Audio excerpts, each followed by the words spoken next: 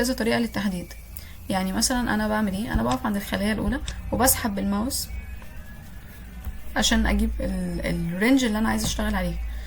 تمام. في حاجة تانية، في ان انا اقف عند الخلية الاولى واضغط على كنترول من الكيبورد وما اشيلش ايدي، واضغط على السهم اللي هو رايح في اتجاه البيانات، اللي هو رايح في الاتجاه ده، وكمان اضغط في نفس الوقت على شيفت، يبقى كنترول وشيفت وافضل ضغط عليهم، واضغط على السهم اللي هو في اتجاه البيانات بتاعتي، هيروح معلم عليهم مرة واحدة. تمام. او العكس، لو انا عملت كده، لو انا اخترت السهم اللي هو ايه الشمال، وده كده السهم اللي هو يمين، وده السهم اللي هو كده جاب لي للاخر. جاب لي للاخر ليه؟ لان بعد كلمة نون مفيش حاجة تانية، فمجرد ما اضغط كنترول شيفت وسهم لتحت هيجيبني لاخر الاكسل. طب هيقف امتى؟ هيقف لما يلاقي بيانات في وشه. يعني هو هنا سوري، اضغط كنترول شيفت، لما هعمل كده هيقف لغايه الجوب تايتل. ليه؟ لان دي اخر حاجه عنده، يعني دي اخر سيل فيها داتا، فوقف عندها. تمام. لو ما كانش فيه داتا قدامه زي الداتا دي، ما كانش هيقف وكان هيروح لغايه هناك. بس هو تمام بيقف لما بيكون في بيانات قدامه، يعني كل خليه بتقف قدام الخليه اللي قصادها لما بيكون قدام فيها فاليو او فيها بيانات. لو ما فيش زي كده هيروح نازل لتحت خالص. تمام. في حاجه برضو، لو عملت انا بقى كنترول بس من غير شيفت واتكيت على الاتجاهات، هيبقى المهمه مش ان هو يعمل سيلكت كده، لا، لو هضغط كنترول من غير شيفت هيوديني لاخر حاجه في الجدول، او من اليمين او لتحت. تمام.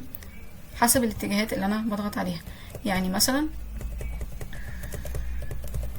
انا هضغط كنترول بس وهعمل سهم يمين، وداني من عند النمبر وداني لغايه الجوب تايتل. ليه؟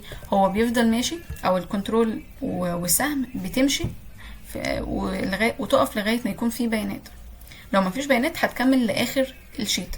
يعني لو جيت وقفت عند الجوب تايتل وعملت كنترول سهم يمين وداني لاخر الشيت، اللي هو خلاص ما فيش بعده تاني اعمده تاني، ده اخر عمود في الشيت. ليه؟ لان الجوب تايتل ما كانش فيه حاجه قدامها توقفها، فراحت ودتني للاخر.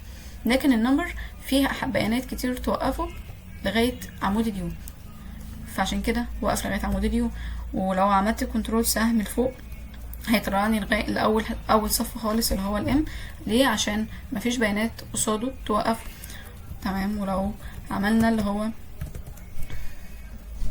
برضو من هنا من هنا الان اللي هنا اللي هو النمبر، لو عملت بقى كنترول سهم شمال هيوقفني عند الكي، هيعدي ال ويوقفني عند الكي، هيوقفني لاخر حاجه. اخر حاجه دي ايه؟ يا اما اخر عمود، يا اما اخر صف فوق وتحت، يا اما اخر بيان موجود قصادي. يعني هي بتوقفه لما بيكون في بيانات قصادها.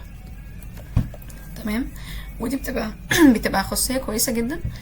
ودي بتبقى خاصيه كويسه جدا لاي حد عايز يوصل مثلا لبيانات. يعني انا لو افترض ان انا في داتا موجوده تحت، تمام، اللي هي الاف اللي هنا، تمام، انا حطاها لسبب معين فانا عايزه اوصل لها. ممكن بدل ما اعمل سكرول انا اقف كنترول واقف عند المكان الخليه اللي هي موجوده في نفس العمود وانزل لتحت، هتروح منزلاني على طول. كده هي مش هتنزلني لاخر الشيت، هي هتقف لغايه الخليه اللي انا كاتبه فيها. فدي كانت فكره سريعه حبيت ان انا اقدمها في الفيديو هنا.